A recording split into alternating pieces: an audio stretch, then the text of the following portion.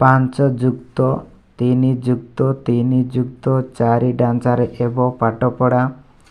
3 ରୁ 18 ବର୍ଷ ପର୍ଯ୍ୟନ୍ତ 4ଟି ପର୍ଯ୍ୟାୟରେ ଅଧ୍ୟୟନ। କ୍ଲାସରେ ପିଲାଙ୍କୁ ମିଳିବ 2ଟି ବ୍ରେକ୍। ବଦଳୁଛି ପିଲାଙ୍କ ଜୀବନଶୈଳୀ, ବଦଳୁଛି ପିଲାଙ୍କ ଅଧ୍ୟୟନ ଢାଞ୍ଚା। ପୂର୍ବ ଭଳି ସେ ସ୍କୁଲ ନାହିଁ କି ପିଲାଙ୍କ ପାଠପଢ଼ା ବି ନାହିଁ। ଉନ୍ନତମାନର ସ୍କୁଲ ସାଙ୍ଗକୁ ପାଠପଢ଼ାରେ ମଧ୍ୟ ଅନେକ ପରିବର୍ତ୍ତନ ହୋଇଛି। ଜାତୀୟ ଶିକ୍ଷା ନୀତି କାର୍ଯ୍ୟକାରୀ କରିବା ବେଳେ ସରକାର ବିଦ୍ୟାଳୟ ଶିକ୍ଷାର ସମ୍ପୂର୍ଣ୍ଣ ଗଠନକୁ ପରିବର୍ତ୍ତନ କରିବା ବିଷୟରେ କହିଥିଲେ।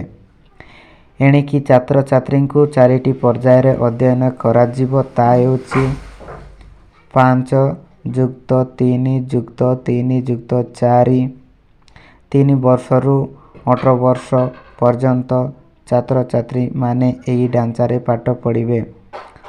ତେବେ ନିଶ୍ଚିତ ଭାବରେ ମନରେ ପ୍ରଶ୍ନ ଆସୁଥିବ, 5+3+3+4 ଢାଞ୍ଚା କ'ଣ?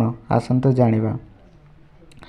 5 ଯୁକ୍ତ 3 ଯୁକ୍ତ 3 ଯୁକ୍ତ 4ରେ ଥିବା 5ର ଅର୍ଥ ହେଉଛି ଫାଉଣ୍ଡେସନ ଷ୍ଟେଜ୍। ଏହାକୁ 2 ଭାଗରେ ବିଭକ୍ତ କରାଯାଇଛି।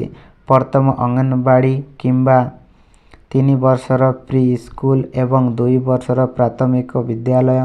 ପ୍ରଥମ ଦ୍ୱିତୀୟ ଶ୍ରେଣୀ ସାମିଲ ରହିବ, ଯେଉଁଥିରେ ପିଲାଙ୍କ ବୟସ 3 ରୁ 8 ବର୍ଷ ହୋଇ ସାରିଥିବ। ସେହିପରି ଏଥିରେ ଥିବା 3ର ଅର୍ଥ ହେଉଛି ପିଲାଙ୍କର 8 ରୁ 11 ବର୍ଷ ବୟସ। ତୃତୀୟ ଚତୁର୍ଥ ପଞ୍ଚମ ଶ୍ରେଣୀ ଖେଳ ବା ଆବିଷ୍କାର, ବିଭିନ୍ନ କାର୍ଯ୍ୟକଳାପ, ଇଣ୍ଟରଆକ୍ଟିଭ ଲର୍ଣ୍ଣିଂ ଏବଂ ଶିଶୁର ଜ୍ଞାନ ବିକାଶ ପାଇଁ କ୍ୟାରିୟର ଏବଂ ଅଂଶ ଭାଷା ଏବଂ ଗଣିତ ଦକ୍ଷତା ଉପରେ ମଧ୍ୟ ଗୁରୁତ୍ୱ ଦିଆଯିବ। ଏହାର ପରିବର୍ତ୍ତନ 3ର ଅର୍ଥ ହେଉଛି 6ଠ ରୁ 8ମ ଶ୍ରେଣୀ। ତାପରେ 4ର ଅର୍ଥ ହେଉଛି 9ମରୁ ଦ୍ୱାଦଶ। ସେତେବେଳକୁ ପିଲାଙ୍କୁ 18 ବର୍ଷ ହୋଇ ସାରିଥିବ। ଏହି ନିୟମ ଅନୁଯାୟୀ କ୍ଲାସ ସମୟ 40 ମିନିଟ୍ ରହିବ। ଶନିବାର ସଭା ହେବ ନାହିଁ। ଅନ୍ୟ ଦିନରେ 25 ମିନିଟ୍ ପ୍ରାର୍ଥନା ସଭା ହେବ।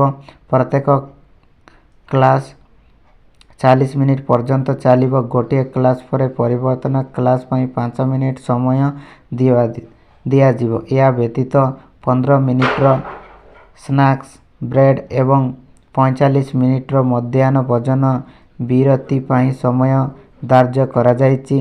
ଶନିବାର ଦିନ କୌଣସି ସଭା ହେବ ନାହିଁ ଏବଂ ମଧ୍ୟାହ୍ନ ଭୋଜନ ବିରତି 30 ମିନିଟ୍ ହେବ। 9ମ ଶ୍ରେଣୀ ସମୟ 50 ମିନିଟ୍ର ରହିବ। ପରବର୍ତ୍ତୀ ଶ୍ରେଣୀ ପ୍ରସ୍ତୁତି ପାଇଁ ସେମାନଙ୍କୁ 5 ମିନିଟ୍ ସମୟ ମିଳିବ। ସ୍ନାକ୍ସ ପାଇଁ ସେମାନଙ୍କୁ କୌଣସି ସମୟ ଦିଆଯିବ ନାହିଁ, କିନ୍ତୁ ମଧ୍ୟାହ୍ନ ଭୋଜନ ବିରତିକୁ ସମୟ 55 ମିନିଟ୍କୁ ବୃଦ୍ଧି କରାଯାଇଛି। ଶନିବାର ମଧ୍ୟ ସେମାନଙ୍କର କୌଣସି ସଭା ହେବ ନାହିଁ।